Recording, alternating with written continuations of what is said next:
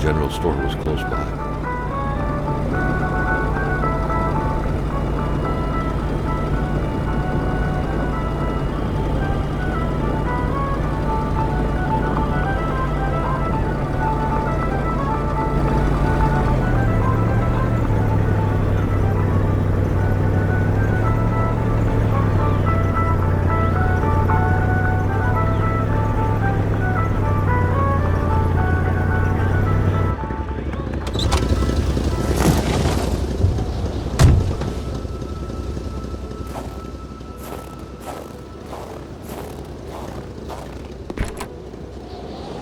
A milkman had to drive by every week to fill the bottles.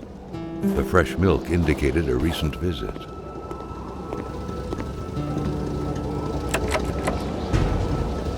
Something fell to the bottom of the box.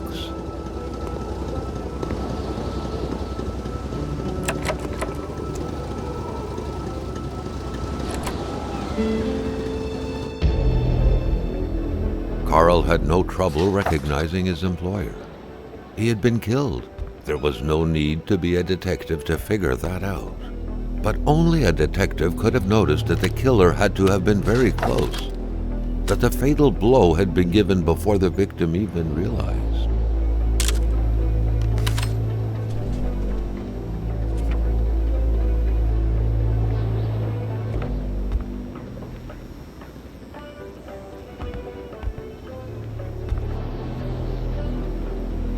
Carl felt a chill down his spine and had a terrifying realization. If Hamilton was dead, then who was going to pay him?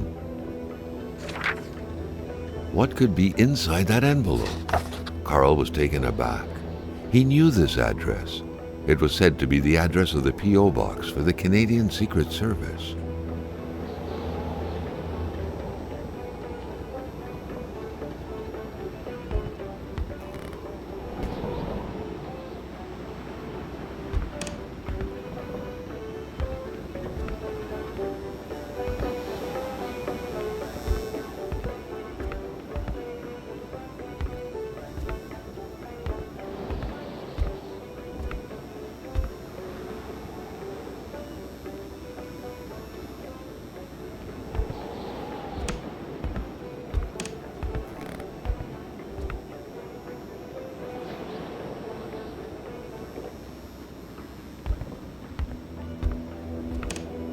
Amateur hunters showing some pride at having killed a nice pelted beast. With men like this roaming the area, wolves would become extinct within 10 years, Carl thought. Jumping from that height was akin to tempting death. Perhaps that man on the snowmobile had seen enough of this world already.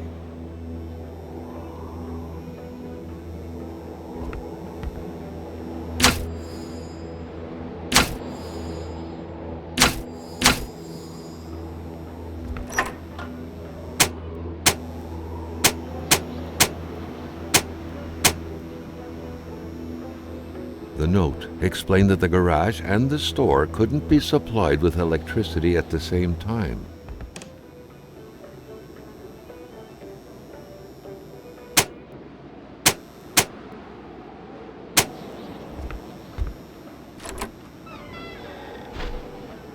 Maintaining his composure, Carl recalled something from his military training. Wolves always stay away from populated areas. Wait, was it about bears?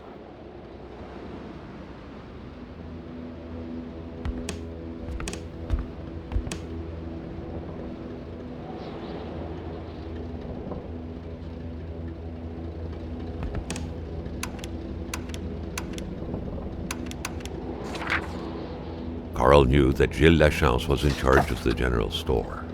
That made him one of Hamilton's employees. A very angry employee, as Carl could plainly see.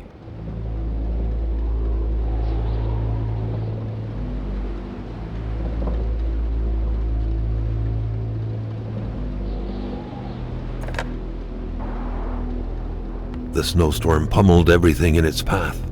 Carl was not surprised when he heard no tone.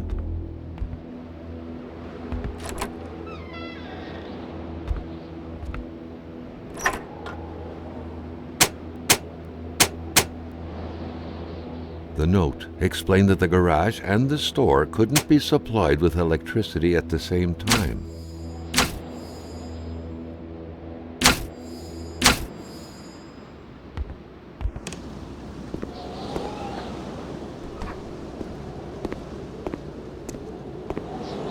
Carl was used to strange phenomena, but a chunk of ice like this, as if an iceberg came out of the ground, that was a first.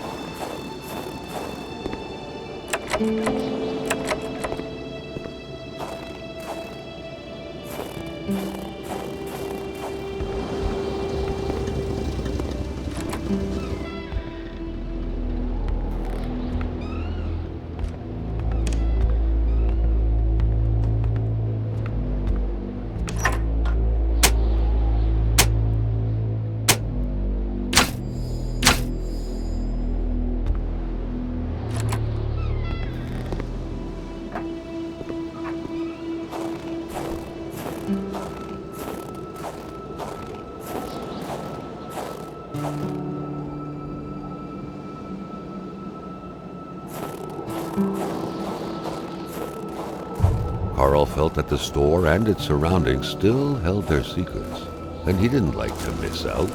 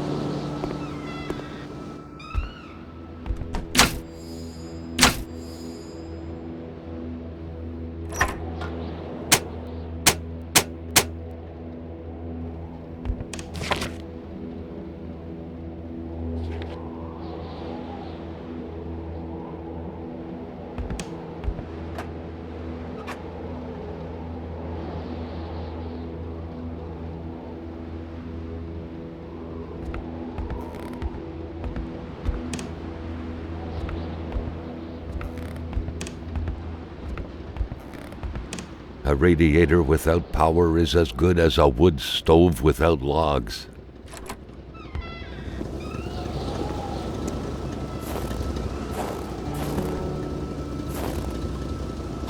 The pumps wouldn't surrender their divine nectar so easily. In all likelihood, they had to be switched on from inside the store.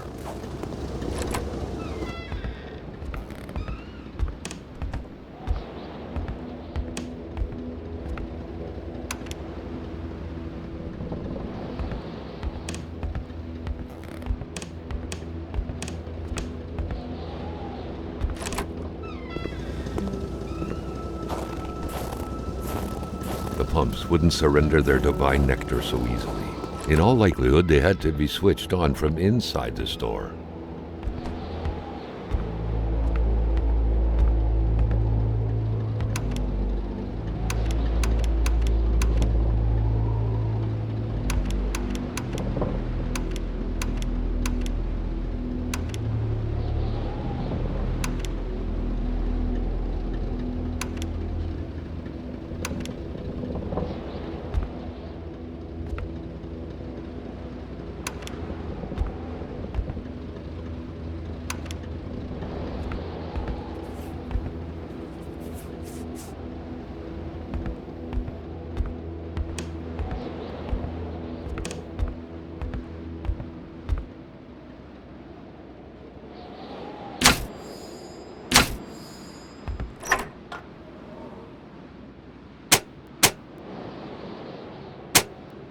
The note explained that the garage and the store couldn't be supplied with electricity at the same time.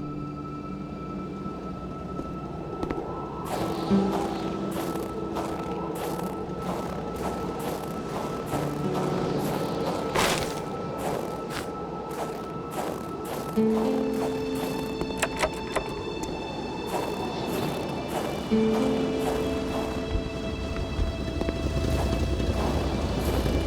pumps wouldn't surrender their divine nectar so easily.